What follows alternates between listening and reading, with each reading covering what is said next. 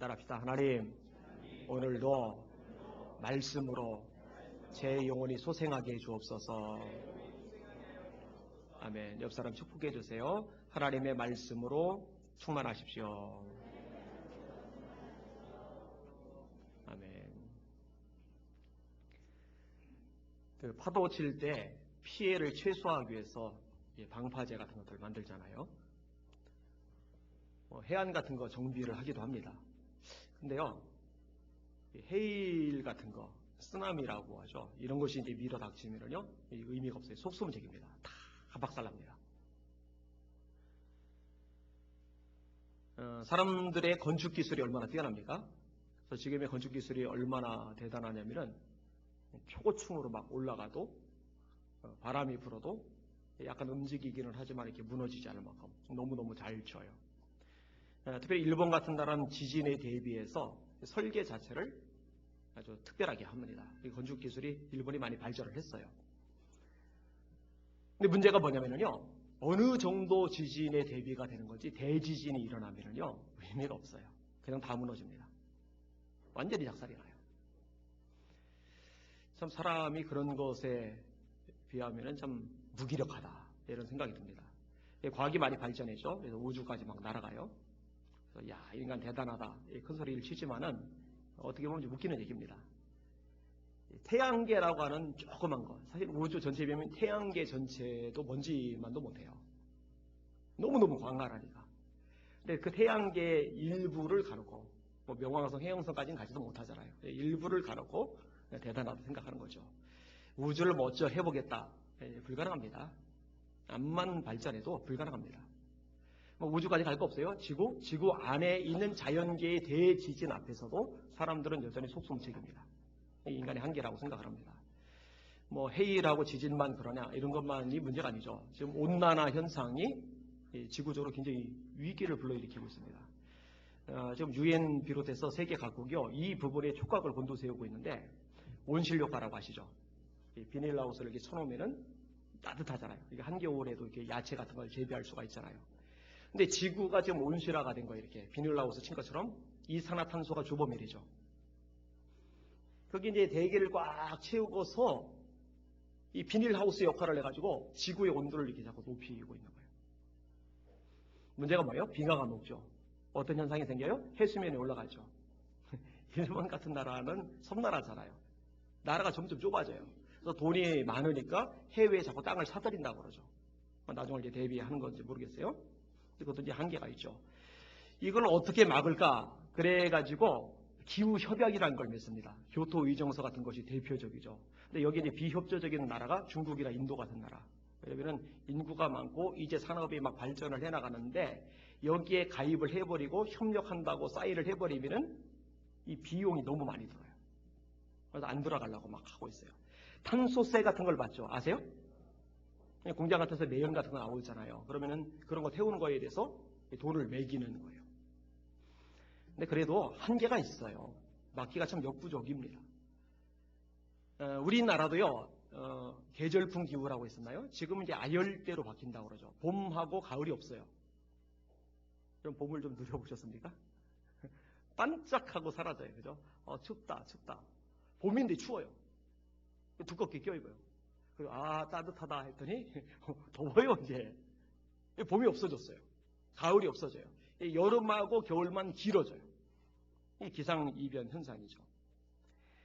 여러분요, 하나님이 창조하신 자연요, 이 자연 앞에도 사람은 참 무기력합니다.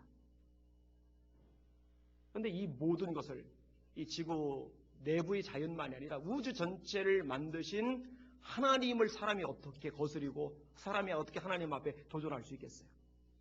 오늘 설교의 제목 이렇게 잡았어요. 누가 하나님을 막을 수 있을까? 누가 감히 막을 수 있을까?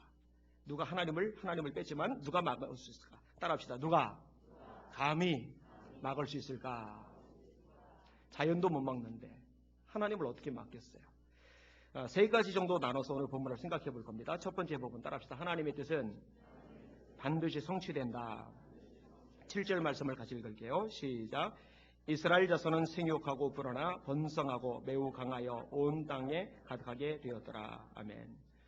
하나님께서 아브라함을 부르시는 장면이 창세기 12장이 나옵니다. 너는 너희 본토 친척 아비의 집을 떠나 내가 너에게 지시하는 곳으로 가라. 하나님이 주겠다고 하시는 것이 있는데 하나는 땅, 가나안, 또 하나는 자손입니다. 자손을 많아지게 하겠다. 창세기 13장으로 넘어가서 롯이 아브라함을 떠납니다. 소돔과 고모라를 선택하죠. 아브라함이 실망했어요. 그러나 아브라함에게 하나님이 나타나셔서 너는 동서남북 사방을 바라봐라 라고 말씀하세요. 땅에 대한 말씀 또 하세요. 그리고 어떤 말씀하느냐? 자손 말씀 또 하세요. 창세기 15장으로 넘어갑니다. 아브라함이 나이가 더 들었어요. 75세에 부름받았는데 이제 나이가 더 많아졌어요. 그러다 보니까 자식을 자기가 낳으리라고 기대를 못해요. 하나님이 나타나시니까 하나님 뭐 한다는 소리가 내 상속자는 집에서 길리온 종이라고. 근데 하나님 말씀하세요. 아니다. 그 사람이 상속자 아니다. 상속자는 너를 통해서 태어날 거다. 그러다 너희 아브라함 너 나와봐라. 저 하늘의 별을 봐라. 너 저 별 셀 수 있냐? 못 세겠는데요. 네 자손 저렇게 많아지게 하겠다. 아브라함이 하나님을 믿음에 이것을 그의 의로 여기셨다. 이 창세기 15장의 내용입니다. 16장에서 아브라함이 실수를 하죠. 이스마엘 낳는 것. 그리고 하나님이 14년 가까이 침묵을 하시죠. 그리고 창세기 17장에 또다시 나타나세요. 아브라함 99세 때죠. 그리고 자손에 대한 약속을 또 하십니다. 이 약속이 이삭에게로 흘러가고 이삭에게서 야곱에게로 흘러갑니다. 그리고 야곱이 12아들을 낳죠. 그 중에 11번째 아들인 요셉이 애굽으로 팔려갑니다. 형들 때문에. 우여곡절 끝에 총리가 되고 가족들 75명이 이제 애굽으로 이주를 합니다. 그리고 이제 출애굽기가 시작이 되는데 이주한 상황에서 이스라엘 백성들의 모습이 어떻게 되느냐? 번성하기 시작하는 거예요. 여러분 이거는 어쩌다 우연히 번성한 게 아니라 하나님이 말씀하신 약속이 성취되고 있는 것을 보여주고 있는 거예요. 여러분 무당이나 점쟁이들의 말하고 하나님의 말씀하고는 다릅니다. 하나님의 말씀은 제가 누누이 말하지만 90% 맞으면 안 됩니다. 99% 맞아도 안 됩니다. 만약에 99%가 맞고 1%가 맞지 않다면 1%만큼 하나님은 완전하지 못한 거예요.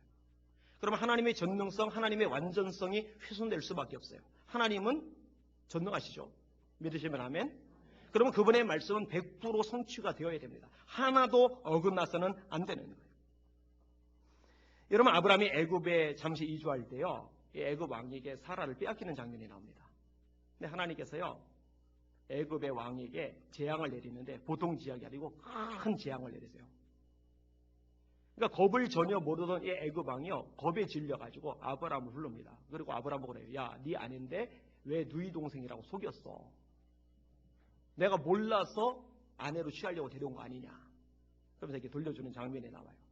왜 이런 일이 발생을 했을까? 하나님이 왜 개입을 하셨을까? 하나님이 아브라함을 사랑하시니까. 예, 맞아요. 그것도 맞아요. 그런데 그게 다가 아닙니다. 하나님의 뜻이 있어요. 하나님의 뜻이 뭐냐? 아브라함과 사라를 통해서 후손이 나오고 그 후손이 번성하고 거기서 결국 예수 그리스도가 태어나야 돼요. 근데 사라가 애굽 왕의 아내가 되어버리면 하나님의 뜻 하나가 어긋나 버려요. 이건 있을 수가 없는 일이거든요. 그러니까 그 당시 제국의 왕조차도 두려워 떨게 만드시면서 되돌려 보내게끔 하나님이 만드시는 거예요. 여러분 하나님의 뜻은 반드시 이루어지는 것, 이것만큼은 놓치지 마시길 주님의 이름으로 축원합니다. 다니엘서에 보면 이 느부갓네살 왕이 꿈을 꿨는데 무시무시한 꿈이에요. 문제는 꿈의 내용을 잊어버렸어요. 그래 놓고는 밑에 있는 사람들 잡는 거예요. 술객들, 박사들. 니들 내 꿈 찾아내. 그래 해석도 해. 꿈을 알려주시면 해석해 드릴게요. 헛소리 하지 마. 안 찾아내면 니들 다 처형시킬 거야. 이거 횡포죠. 다니엘도 다니엘 세 친구 사드락 메삭 아벳느고도 함께 처형당하게 생겼어요. 그런데 다른 박수들 술객들하고 다니엘과 다니엘의 세 친구하고는 결정적으로 다른 게 있는데 이들은 하나님을 숨겨요. 하나님 앞에 작정해서 기도를 들어갑니다. 근데 하나님께서요 느부갓네살이 꿈으로 꾼 것을 다니엘에게 환상으로 보게 하세요. 거대한 신성이 있었는데 머리는 금, 가슴과 팔은 은, 배와 넓적다리는 동, 종아리는 철, 그 다음에 발은 철과 흙이 섞여 있고 어디서 사람의 손으로 뜨이지 않은 돌 하나가 날아오더니 신상을 때려요. 신상이 가루가 돼버려요. 이 돌은 생명이 있는 것처럼 점점 커지더니 세상에 가득해져요. 해석이 나오죠. 이 머리는 금, 바벨론, 가슴과 팔은 그 다음 나라 메데파사 연합군 페르시아, 그 다음에 이 배와 넓적다리 동은 헬라, 알렉산더 대왕, 그러면 이해가 쉬울 거예요. 그 다음에 금이나 은이나 동에 비해서 빛이 찬란하진 않지만 더 세죠. 쇠가, 철이. 그 철이 뭐예요? 로마죠, 로마. 로마는 진짜 무시막지한 나라입니다. 하여튼 군사력에 있어서는 상상을 초월할 만큼 엄청난 나라니까. 철과 같은 나라. 그 다음에 마지막에 이 철과 흙이 섞인 나라. 연합이죠. 그래서 예전에 무슨 목사님은 이게 유럽연합이다 했는데 그거는 몰라요. 아무튼 그런 연합된 나라. 그런데 이런 모든 세상 나라들은 다 부서집니다. 산산이 사라집니다. 예수 그리스도만 온 땅에 가득하게 될 것이 성경의 예언이거든요. 여러분 그 말씀대로 역사가 움직여졌고 마침내 마지막 말씀까지 이루어질 줄 믿으시길 바랍니다. 하나님의 말씀대로 세상의 역사가 움직여지는 거예요. 우리가 이걸 알아야 돼요. 여러분 하나님의 뜻이 이 복음 전파인데 초창기 이 복음이 이렇게 쫙 선포가 돼야 되잖아요. 특별히 유럽 전역. 그래서 바울 사도가 아시아 쪽에 복음을 전하려고 할 때 예수의 영이 허락지 아니하시는지라 마게도냐 사람 하나가 나타나서 손짓하면서 마게도냐로 와서 우리를 도와주세요. 그래서 하나님의 뜻이 유럽인 줄 알고 방향을 틀죠. 그것이 사도행전 16장 빌립보 귀신들이 여정 쫓아낸 사건. 그래서 이제 거기서 나오는 거예요. 근데 여러분 이렇게 복음이 널리 확산되기 위해서 중요한 조건이 있는데 그게 뭐냐면은 언어입니다. 언어. 민족들마다 언어가 다 다르면은요 무슨 수로 초창기에 다 복음을 전합니까? 이 나라 언어 배우고 전하다가 끝나요. 다른 부족에게 가지도 못해요. 근데 이 언어의 통일이 이루어지는데 그게 언제 이루어지냐면 알렉산더 대왕 때 이루어집니다. 알렉산더의 평생의 꿈이 뭐냐면은 헬레니즘입니다. 이 헬라 문화를 전역에 확산시키는 거예요. 그 중심에 있는 언어가 헬라어입니다. 여러분 이 성경 언어가 뭐예요? 구약은 히브리어. 이 당시 예수님 당시에 쓰던 사람들의 언어는 아람어. 그러면 신약 성경이 아람어로 쓰여졌을까요? 아니요. 헬라어로 쓰여졌어요. 그 당시 국제어입니다. 그리고 구약 성경을 헬라어로 바꾼 것을 70인역이라고 합니다. 이 70인역이 굉장히 널리 퍼져 있어요. 그러니까 헬라어가 사용이 되면은요 성경부터 시작해서 그 당시에 모든 사람들이 소통이 될 수 있는 알렉산더 대왕이 그거였어요. 사실은 제국을 만들고 나서요 일찍 죽어요. 30대 초반에 죽어요. 병 걸려가지고. 참 사람이 별거 없죠. 그런데 이 헬라 문화권을 만들고 헬라어를 통용시킨 이것 때문에 나중에 복음 전파에 굉장히 큰 유익으로 작용을 합니다. 또 하나 생각해 볼 게 있는데 길입니다. 길.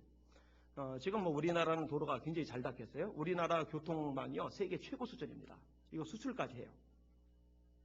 대한민국에 대해서 자부심 가져야 돼요. 자꾸 비판적으로 말하는데 헛소리예요. 우리나라 자부심 가질 만한 나라입니다. 여러분 아무튼 예전에 이 길이 제대로 안 뚫려 있으면 힘들잖아요. 그죠? 어떻게 마음대로 전도 여행을 다니겠어요. 근데 로마라는 나라가요 거대한 제국을 형성하고 나서 각 지역에 밀란이 일어났을 경우 신속하게 진압하기 위해서 도로를 다 뚫었어요. 너무너무 잘 뚫었어요.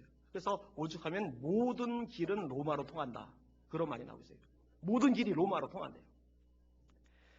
여러분 이 헬라어 그 다음에 이 길 문제는 이것이 잘 준비가 되었지만은 헬라어를 유창하게 쓸 수 있는 전도자가 없으면 목숨 걸고 이 길을 다니며 복음을 전할 전도자가 없으면 소용이 없잖아요. 여러분 하나님께서 그것도 준비를 해놓으셨죠. 그게 누구예요? 그게 바울이에요. 그게 바울입니다. 베드로는 그거 못해요. 바울이니까 알 수 있어요. 여러분 사도행전 9장에 보면은 예수 믿는 사람 박해하던 바울이 다메섹 지역까지 가서 예수 믿는 사람 잡아들이려고 하는데 예수님을 만나죠. 누구십니까? 나는 네가 핍박하는 예수다. 그럼 이제 소경이 돼요. 그리고 식음을 전폐한 채 기도를 하고 있는 중에 하나님께서 아나니아를 부르십니다. 아나니아야, 너 사울에게 가서 기도해줘라.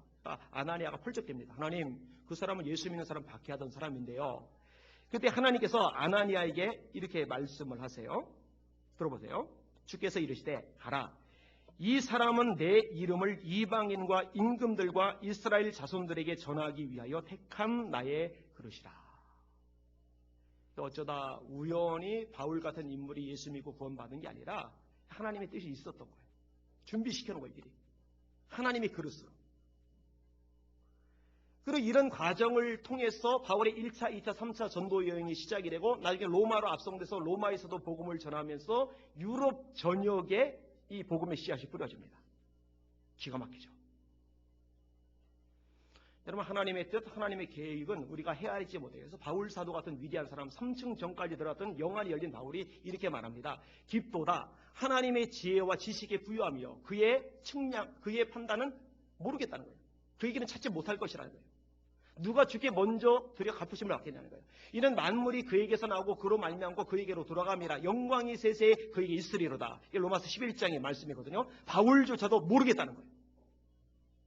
분명한 것은 하나예요. 다는 모르지만 하나님의 뜻이 있다는 것, 그리고 그 뜻은 반드시 이루어진다는 것. 이건 예수 믿는 우리들의 대전제입니다. 두 번째 법은 따라합시다. 하나님의 뜻을 막으려는 세력이 있다.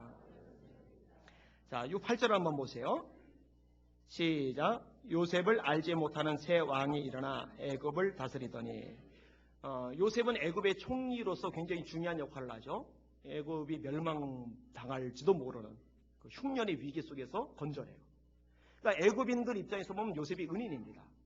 뿐만 아니라 애굽 왕의 입장에서도 요셉이 은인입니다. 근데 문제는 이 왕조가 갈리면서 요셉도 이제 죽었고, 요셉이 누군지를 잘 모르는, 요셉에게 받은 은혜에 대해서 깊이 깨닫지 못하는 사람이 왕이 된 거예요. 뭔가 변화가 있으리라는 복선이 이제 드러나는 거죠. 그러니까 마음이 걸릴 게 없는 거죠. 이 왕이 이스라엘 백성들을 억압하기 시작을 합니다. 9절과 10절입니다. 시작.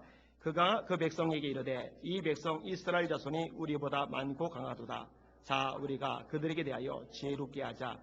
두렵건대 그들이 더 많게 되면 전쟁이 일어날 때에 우리들과 합하여 우리와 싸우고 이 땅에서 나갈까 하노라. 여러분, 조금 전에요, 하나님의 뜻이 뭐였죠? 아브라함의 씨가 번성하는 거죠. 근데 이 애굽 왕이 지금 뭘 걱정하죠? 하나님의 뜻이 이루어지는 걸 걱정해요. 많아질까 두렵다는 거예요. 많아지면은 대적이 쳐들어올 때 그들과 합세해서 같이 공격하고 그리고 마침내 나간다. 그럼 우리 노동력 다 잃어버린다. 지금 이걸 걱정하고 있는 거예요. 그래서 당책을 쓰는데 11절 보세요. 시작. 감독들을 그들 위해 세우고 그들에게 무거운 짐을 지워 괴롭게 하여 그들에게 바로를 위하여 국고성 비돔과 람셋을 건축하게 하니라. 여러분, 지금 출산율이 많은 것 때문에 걱정을 하는데요, 막노동을 시켜요. 이게 무슨 상관이 있는가? 상관이 있어요. 두 가지 목적인데, 하나는 노동력을 무료로 써서 나라를 발전시키는 것이고, 또 하나는 출산율을 감소시키는 거예요. 남자의 기력을 다 빼내는 거예요. 완전히 녹초를 만들어버리는 거예요. 그러면 애기 못 낳을까 봐. 머리 쓴 거죠, 나름대로. 근데 문제가 발생합니다. 12절이에요. 시작. 그러나 학대를 받을수록 더욱 번성하여 퍼져나가니 애굽 사람이 이스라엘 자손으로 말미암아 근심하여. 안 막아지는 거예요, 도대체가. 그러니까 이 일을 더 가혹하게 시켜요. 13절 14절 시작. 이스라엘 자손에게 이 일을 엄하게 시켜 어려운 노동으로 그들의 생활을 괴롭게 하니 곧 흙 이기기와 벽돌 굽기와 농사의 여러 가지 일이라. 그 시키는 일이 모두 엄하였더라. 모두 엄했다. 이 말은 거의 죽을 지경으로 일을 시킨 거예요. 완전히 혹사를 시킨 거예요. 진액을 다 빼게 만들어버린 거예요. 하나님의 뜻을 거스리려고. 여러분, 성경을 읽어보시면요, 하나님의 뜻을 꺾으려고 하는 세력, 그런 시도들이 굉장히 많이 나옵니다. 여러분, 하나님께서요, 다윗을 왕으로 세우시죠. 사무엘을 통해 기름을 부으세요. 다윗이 여호와의 신에 감동되니라, 이렇게 표현되고 있어요. 여러분, 다윗을 왕으로 세우는 것은 하나님의 뜻입니다. 그런데요, 그것으로 그치지 않고요, 다윗의 후손에게서 예수님이 태어나시는 것, 이게 하나님의 계획입니다. 이거는 야곱의 12아들에게 야곱이 축복해 주는 장면에서 이미 나와요. 예언적으로. 창세기 마지막 부분이죠. 유다에게서 홀이 떠나지 않는다고. 왕이 나온다는 말이에요. 왕이. 메시아가 나온다는 말이에요. 다윗은 유다 지파거든요. 근데 여러분, 이것을 막으려는 사람이 누구예요? 그게 사울이죠. 사울이 다윗을 죽이려 듭니다. 창을 집어던지잖아요. 다윗이 피해요. 또 집어던지잖아요. 다윗이 피해요. 다윗이 몸이 날렵하고 잽싸서 피한 게 아니라 하나님이 살려주신 것이요. 군사동원에서 이잡듯이 막 뒤지고 다닐 때도 하나님께서 다윗을 숨기시니라 라고 성경은 기록하고 있어요. 왜 다윗을 숨기셨을까? 사랑하셔서. 맞아요. 그런데 또 하나, 다윗을 통해서 이루고자 하는 하나님의 뜻이 분명히 있거든요. 근데 사울이 다윗을 죽여버리면 다윗이 왕이 되게 하시겠다는 하나님의 뜻이 어긋나고 다윗의 후손 가운데 메시아가 태어나게 하시겠다는 하나님의 뜻이 어긋나버려요. 근데 참 놀라운 거는요, 이 사울이 하나님을 경외하던 인물이거든요. 원래 선지자의 말에 순종하던 인물이거든요. 부모 말에 순종하던 인물이거든요. 근데 이 사울이 변질되었어요. 여러분, 교회 안에도 많습니다. 처음에 하나님 잘 섬기다가 나중에 하나님의 뜻에 대적하는 사람으로 타락하는 사람들 생각보다 많습니다. 그래서 정신을 바짝 차려야 돼요. 자, 구약에서 사울 같은 인물이 있다면요, 신약에 또 하는 인물이 있어요. 구약 왕이 사울이어서 신약은 이제 헤롯 같은 왕. 여러분, 사람에 대해서 성경이 말씀하고 있는 대전제는 뭐냐면 사람이 죄인이라는 겁니다. 맹자가 성선설 얘기하죠. 인간은 태어날 때 선하게 태어난다. 근데 세상 살다 보니까 때가 묻어서 악해지는 거다. 이거 거짓말입니다. 태어날 때 선하게 태어나잖아요. 사람은요, 태어날 때부터 죄성을 지니고 태어납니다. 그걸 원죄라고 해요. 요한 웨슬리 목사님 설교 가운데 읽어보면은 원죄를 부정하는 사람은 기독교인이 아니라고 저는 공감합니다. 성경의 메시지니까. 아기들이요, 본질적으로 본성적으로 이기적입니다. 본성적으로 자기중심적입니다. 죄성을 타고났어요. 선한 것은요, 노력해야 겨우 몸에 배는데 악한 것은요, 쉽게 배웁니다. 이 죄성이 있기 때문에 그래요. 근데 문제가 뭐냐면 이 죄의 삭은 사망이라는 거예요. 죄 때문에 죽음이 온다는 거예요. 그리고 죽음 후에 심판이 있다는 거예요. 이 죽음을 모면할 수 있는 존재는 아무도 없습니다. 이 죽음의 심판을 피할 수 있는 존재도 아무도 없습니다.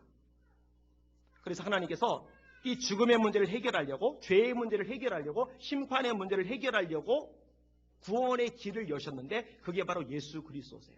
그래서 예수님을 복음이라고 합니다. 요한복음 14장에 보면 예수님 말씀하기를 내가 곧 길이요 진리요 생명이니 나로 말미암지 않고는 아버지께로 올 자가 없느니라. 예수만이 구원의 길인 줄 믿으시길 바랍니다. 예수의 이름의 뜻이 뭡니까? 자기 백성을 저희 죄에서 구원할 자. 예수가 이 십자가에서 죽으셨어요. 우리의 모든 죄를 대신 짊어지고 죽으신 거예요. 여러분, 요한복음 3장에 보면은 예수님이 니고데모하고 대화하시는데 두 가지 말씀하세요. 사실은 이제 한 가지로 압축이 됩니다만, 너 거듭나야 하나님 나라 갈 수 있다. 너 거듭나야 하나님 나라 볼 수 있다. 여러분, 구원받아야 천국도 보고 구원받아야 천국도 들어가죠. 여러분, 구원받지 못한 사람은 천국 못 갑니다. 천국을 못 가는 사람이 갈 곳은 지옥밖에 없어요. 중간 지대 없습니다. 죽어서 무로 돌아가는 거 아닙니다. 천국 아니면 지옥이에요. 근데 죄 때문에 죽고 죄 때문에 지옥 갈 수밖에 없는데 이것을 위해서 우리 주님이 죽으셨고 우리 예수님을 믿을 때 구원해 주신다는 거예요. 그래서 우리 주님이 니고데모하고 대화하다가 천국 갈 수 있고 천국 볼 수 있는 것은 거듭난 것밖에 없다라고 말씀하시면서 이렇게 이어서 말씀하세요. 15절인데 모세가 광야에서 뱀을 든 것 같이 인자도 예수도 들려야 하리니 이는 저를 믿는 자마다 영생을 얻게 하려 하심이라. 하나님이 세상을처럼 사랑하사 독생자를 주셨으니 이는 저를 믿는 자마다 멸망치 않고 영생을 얻게 하려 하심이라. 예수 믿어야 구원받는 겁니다. 여러분, 예수 다 믿으실 수 있기를 주님의 이름으로 축원합니다. 이게 교회 다니는 것만으로는 안 돼요. 예수 믿어야 돼요. 예수 영접해야 돼요. 거듭나셔야 돼요. 근데 이게 사람의 힘으로 믿어지는 게 아닙니다. 성령께서 눈을 여셔서 내가 죄인임을 깨닫게 하셔야 죄인임을 인정할 수가 있고, 성령께서 눈을 여셔서 예수께서 구원자이심을 보게 하셔야 비로소 예수님을 구세주로 영접할 수가 있어요. 그래서 고린도서 12장 이렇게 말씀합니다. 하나님의 영으로 말하는 자는 예수를 저주할 자라지 않고 성령으로 아니하고는 누구든지 예수를 주시려 할 수 없느니라. 성령께서 도와주지 않으면 여러분 중에 누구도 예수님을 주라고 고백하고 예수를 내 주님으로 영접할 수가 없어요. 그래서 교회는 기도해야 되고 성령 충만해야 돼요. 그래야 새로운 신자들이 새로운 교인들이 왔을 때 성령의 도우심으로 자기가 죄인됨도 깨닫고 회개하게 되며 예수님이 구원자임을 깨닫고 그 예수님을 영접하여 하나님의 아들, 딸이 될 수가 있는 겁니다. 예수 영접할 수 있어야 구원받으니까. 자, 이렇게 하나님이 예수님을 보내셔서 구원의 문을 여시는 것, 이것이 하나님의 뜻인데 이 뜻을 누가 막으려 들어요? 헤롯이. 그래서 베들레헴 영아들을 막 학살하잖아요. 그 중에 예수님도 껴있을 줄 알고.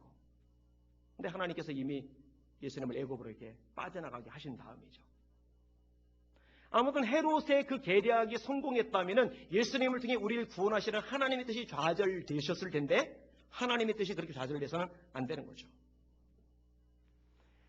여러분, 사울왕, 헤롯, 그리고 오늘 본문에서 애굽왕, 하나님의 뜻을 막으려고 들어요. 그죠? 근데 다 비참하게 끝이 나죠. 여러분, 왕은 권력자입니다. 세력가입니다. 군사력이 있어요. 그런데 하나님 앞에는 그 모든 것들이 의미가 없어요. 하나님 뜻을 막을 수 있는 세력도 존재도 없는 겁니다. 자, 세 번째 법입니다. 따라합시다. 하나님의 뜻에 협력하는 자는 복을 받는다. 자, 애굽왕이 새로운 계략을 짭니다. 15절, 16절. 시작. 애굽왕이 히브리 산파 시브라라 하는 사람과 부하라 하는 사람에게 말하여 이르되 너희는 히브리 여인을 위하여 해산을 도울 때에 그 자리를 살펴서 아들이거든 그를 죽이고 딸이거든 그를 살려두라. 산파들 동원하는 거예요. 애기 낳는 거 도와주러 갔다가 아들이면 살짝 죽이라는 거예요. 딸이면 살려주라는 거예요. 끔찍하죠. 여러분, 제가 어릴 때는요, 이런 구절들을 보면은 이해를 못했어요. 야, 이게 진짜 가능한가, 인간 세계에서? 그런데 제가 자라면서 역사를 공부하잖아요. 역사를 공부하면서 다 이런 것도 이제 인정하게 돼요. 그럼 사람은요, 권력의 맛을 들이면은요, 무슨 짓이든지 합니다. 아달랴라는 인물이 나오죠. 아합의 딸입니다. 유대 왕에게 시집을 갔어요. 그리고 자기 아들인 아하시아가 왕이 되었어요. 근데 아하시아가 죽어요. 그럼 아들이 죽었으면 이제 손주가 왕이 되도록 해야 되는데 어떻게 했는지 아세요? 자기 손주들을 다 죽여요. 잡아 죽여요. 자기가 왕이 되려고. 그리고 왕이 됩니다. 딱 한 명이 도망을 가죠. 요아스가. 여호야다라는 제사장이 나중에 요아스를 도와서 이스라엘 왕이 되게 만듭니다. 근데 어리석게도 요아스 왕이 되고 나서 여호야다 제사장이 죽은 다음에 그 제사장의 아들인 스가랴가 듣기 싫은 예언한다고 죽이죠. 은인의 아들을 죽이죠. 참 비극적이에요. 아무튼 어떻게 자기 손자를 죽이겠는가? 근데 권력에 맞들이면 가능합니다.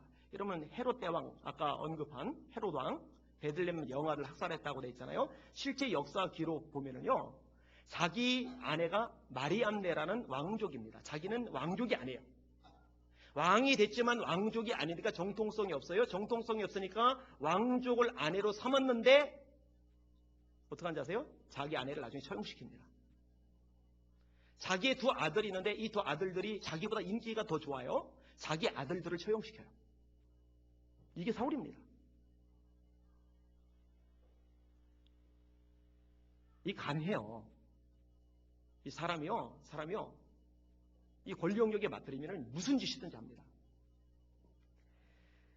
자, 아무튼 애굽 왕이 이제 아이들 태어날 때 그 순간에 죽이려는 이 무시무시한, 근데 감히 거부할 수 없는 권력자의 명령.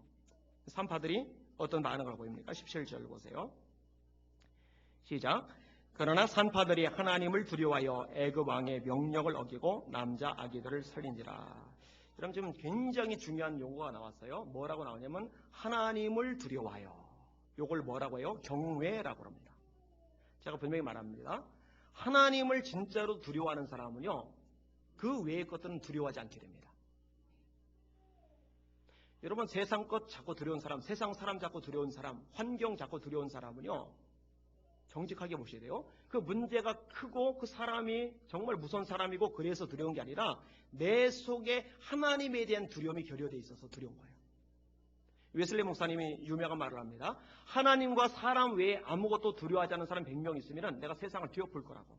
그 말은 진리입니다. 웨슬리는 영의 사람입니다. 하나님 외에는 두렵지 않다. 근데 죄는 왜 두렵느냐? 죄를 지으면 하나님이 나를 멀리 하시거든요. 내가 내 마음에 죄악을 품으면 주께서 듣지 아니하시리라. 이사야 59장 1절에 보면은 여호와의 손이 짧아 구원치 못하시며 아니요 귀가 둔하여 듣지 못하심이 아니라 너희 죄가 너희와 너희 하나님 사이를 내었고 그 죄악이 그 얼굴을 가려서 너희로 듣지 못하시게 하미니. 하나님이 함께 하시고 하나님이 도와주시고 하나님이 역사하시고 하나님이 기적을 주셔야 승리하는데, 길이 열리는데, 소망도 이루어지는데, 죄가 있으면 회개하지 않으면 하나님이 뒷짐지시는 거예요. 못 본 척 하시는 거예요. 안 들으시는 거예요. 손을 펴지 않으시는 거예요. 이스라엘 백성들이 출애굽하고 나서 아이성과 싸웠는데 깨졌어요. 아주 대판 깨졌어요. 이길 수 있는 싸움인데 못 이겼어요. 왠지 아세요? 죄 때문에. 아간의 죄 때문에. 그 죄를 해결하고 나서야 비로소 승리가 주어집니다. 그거 해결 안 하면요 계속 깨져요. 계속 실패해요. 다시 원점으로 돌아옵니다. 핵심은 이거예요. 하나님을 정말 두려워하는가. 제가 볼 때요, 오늘날 현대 교인들의 가장 근원적인 문제는 여기에 있어요. 하나님이 두렵지 않아요. 그러니까 죄를 쉽게 져요. 세상 사람들 들어와서 그들 비유 맞추느라고 하나님의 말씀을 어겨요. 그럼 다니엘의 3명의 친구들이요, 하나님을 두려워하는 인물들인데 느부갓네살 왕의 명령을 들어요. 악기 소리가 들릴 때 평지에 세운 거대한 신상 앞에 절하라는 거예요. 다 절을 해요. 다 절할 때 같이 절하면 티가 안 나는데 다 절할 때 혼자 고개 들고 있으면 티 나요. 그리고 튀면은 맞아요. 모난돌이 정 맞아요. 아니나 다를까 걸리죠. 여러분요, 세상 사람들하고 적당히 보조 맞추고 비유 맞추면 안 튑니다. 그런데 정말 성경대로 제대로 예수 믿으면 튑니다. 튀면 맞아요. 말 들어요. 욕 먹어요. 그래서 성경은 말씀해요. 무릇 하나님을 향하여 경건하게 살고자 하는 자는 핍박을 받으리라. 그러니까 나는 세상에서 아무런 말도 듣지 않는다. 그거는 여러분이 제대로 못 믿는 것일 수 있어요.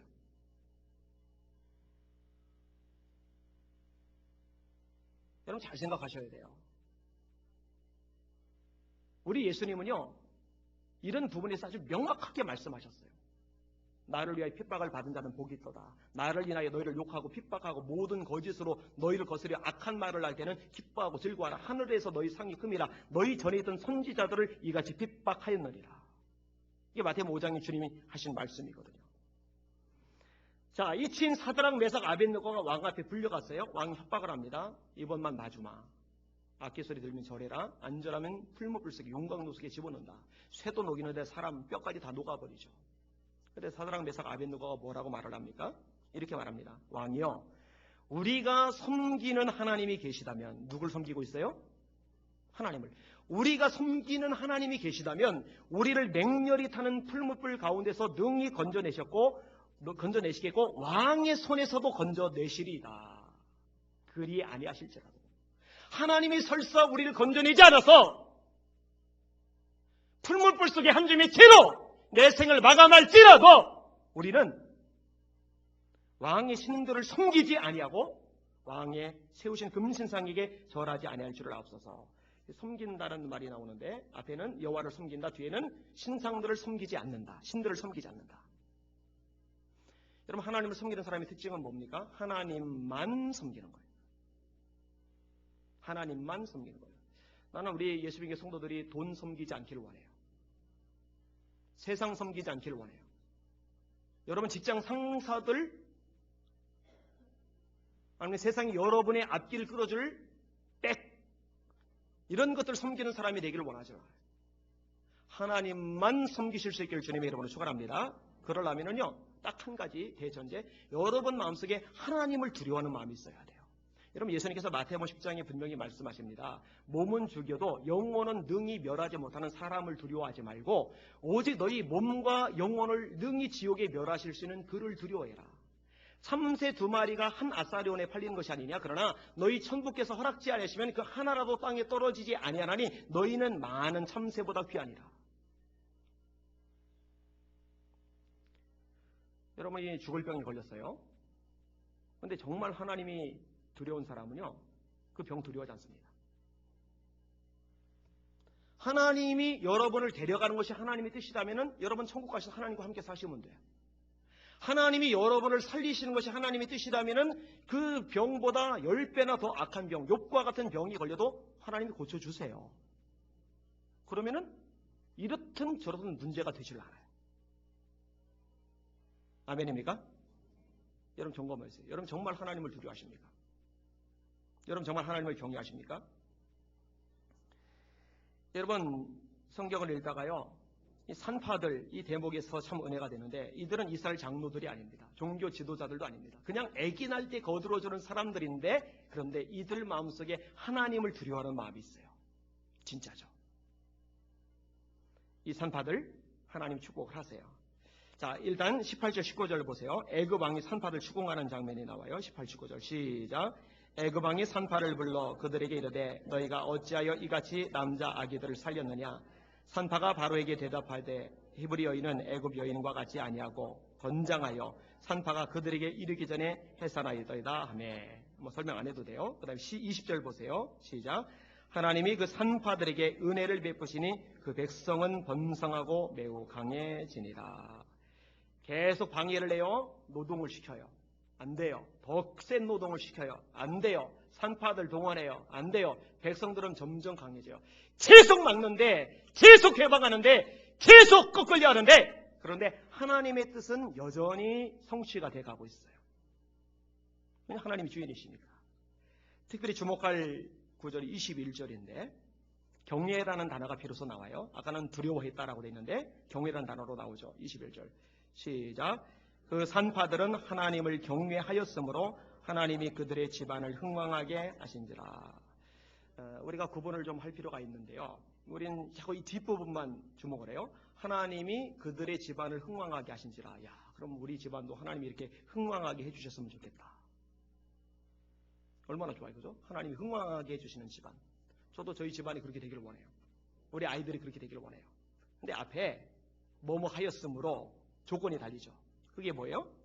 그 산파들은 하나님을 경외하였으므로, 하나님을 두려워하였으므로. 하나님을 두려워한 증거가 뭐예요? 하나님을 두려워하기 때문에 세상의 최고 권세자, 능력자, 나를 죽일 수도 있는 자가 명령하는데 그 명령에 귀결이지 않는 거예요. 도전하는 거예요. 하나님의 뜻은 이스라엘 백성의 본성입니다. 그런데 이걸 막으려는 세력이 있어요. 이 세력 앞에 무릎 꿇지 않는 거예요. 도전하는 거예요. 대드는 거예요. 목숨 걸고. 그게 경외입니다.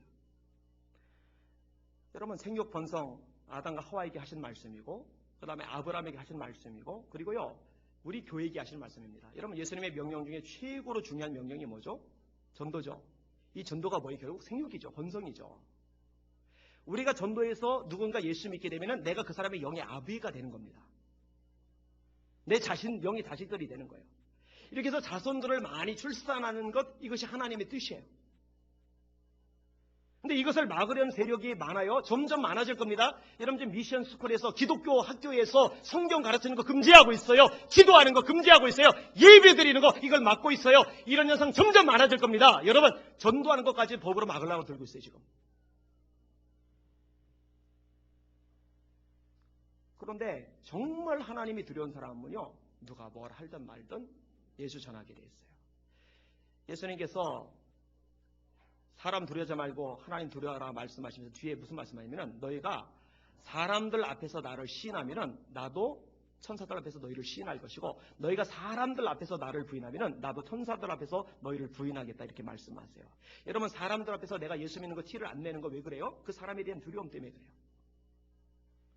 같이 밥을 먹는데 내가 손을 모으고 눈을 감고 기도를 하면은 이 예수 안 믿는 직장 동료들이, 직장 상사들이 나를 보고 뭐라고 할까봐, 저 예수쟁이 아니야 이럴까봐 그 사람이 두려워서 안 하는 거예요. 내가 전도하면은 관계가 끊어질까봐 그게 두려워서, 불이익을 당할까봐 그게 두려워서 전도를 안 하는 거예요. 근데 진짜 하나님이 두려운 사람은 이제 그런 두려움에서 벗어나게 되기 때문에 전도하게 되는 거죠. 예수는 성전에 있든지 집에 있든지 예수는 그리스도나 말하기와 전도하기를 쉬지 아니라, 이 초대교회의 특징이었거든요. 여러분은 어떠십니까? 목요일에 보니까 송나라 권사님하고 정치현 집사님이 저녁에 와서 전도를 하고 있더라고요. 너무 귀하게 생각을 해요. 오셔야들. 어제는 2040 선교회 중심으로 또 전도를 했죠. 어제 부부들 오셨더만 열심히 전도했겠죠. 잘하고 있어야죠. 전도하세요. 복음 전하세요. 자, 결론적으로 말씀을 맺으려고 합니다. 최후의 발악이 나오는데 22절을 보세요. 22절 시작. 그러므로 바로가 그의 모든 백성에게 명령하여 이르되, 아들이 태어나거든 너희는 그를 나일강에 던지고 딸이거든 살려두라 하였더라. 아멘. 노역 안 되고, 더 센 노역 안 되고, 산파동은 안 되니까 이제는 군인들을 직접 보내서 아기들 태어난 거 봐가지고 아들이면 나일강에 던지라는 거예요. 죽이라는 거예요. 끔찍하죠. 그러면 드디어 이제 이스라엘 번성시키려는 하나님의 뜻이 좌절을 맞이하는가? 그래서 하나님은 모세를 세우셔서 출애굽을 시키세요, 결국. 그리고 하나님의 뜻은 다시 펼쳐나가기 시작을 합니다. 여러분, 누가 감히 하나님을 막을 수 있겠습니까?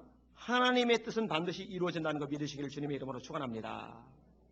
여러분들이 예수 믿었다면 예수 믿는 사람 구원해 주시는 것, 천국 가게 하시는 거 하나님의 뜻입니다. 정말 예수님을 영접하셨다면. 이 세상 어떤 존재도 어떤 마귀 세력도 여러분들을 지옥으로 끌어갈 수 없어요. 여러분이 예수님을 정말로 모시고 영접하고 있다면. 그래서 말하는 거예요. 딴 건 빼앗겨도, 돈은 빼앗겨도, 건강은 빼앗겨도, 심지어 목숨은 빼앗겨도 여러분 예수님은 빼앗기면 큰일 나요. 절대로 예수님만큼은 빼앗기지 마시길 주님의 이름으로 축원합니다. 아들이 있는 자에게는 생명이 있고 하나님의 아들이 없는 자에게는 생명이 없느니라. 내가 하나님의 아들의 이름을 믿는 너에게 이것을 쓴 것은 너희로 하여금 너에게 영생이 있음을 알게 하려 합니다. 이 요한일서 5장의 말씀이거든요. 하나 더 기억할 것이 있는데, 여러분들이 정말로 예수 믿고 구원 받으셨다면 그런 여러분들을 사랑하시는 것, 그 하나님의 뜻인 줄 믿으시길 바랍니다. 요한복음 13장에 예수께서 자기가 세상을 떠나 아버지께로 돌아가실 때가 이른 줄 아시고 세상에 있는 자기 사람들을 사랑하시되 끝까지 사랑하시니라. 로마서 8장에 위대한 말씀이 선포가 됩니다. 누가 우리를 그리스도의 사랑에서 끊으려 환난이나 곤고나 핍박이나 적신이나 기근이나 위험이나 칼이랴. 온갖 무서운 것들이 다 나오는데 기근, 환난, 핍박, 칼. 그런데 이 모든 것들이 하나님의 뜻을 꺾지 못해요. 하나님 뜻이 뭐예요? 예수 믿고 구원받은 우리를 사랑하시는 것. 그러나 이 모든 일에 우리를 사랑하시는 이로 말미암아 우리가 넉넉히 이기느니라. 내가 확신하노니 사망이나 생명이나 천사들이나 권세자들이나 현재일이나 장래일이나 능력이나 높음이나 기쁨이나 다른 어떤 피조물이라도 우리를 우리 주 예수 그리스도 안에 있는 하나님의 사랑에서 끊을 수 없으리라. 이 하나님의 사랑에서 저와 여러분을 끊을 수 있는 존재는 아무것도 없음을 믿으시길 주의 이름으로 축원합니다. 이 하나님 사랑 믿고 담대하십시오. 이 하나님 사랑 믿고 용기를 내십시오.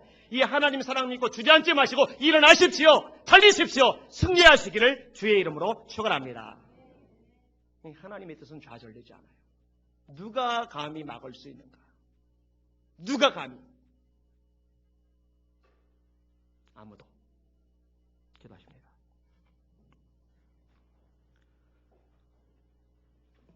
하나님, 세상 살면서 이런저런 것들 많이 겪고 이런저런 문제와 환경들이 많이 우리를 둘러싸지만 그러나 우리가 주목할 것은 하나님의 뜻입니다. 하나님의 말씀입니다.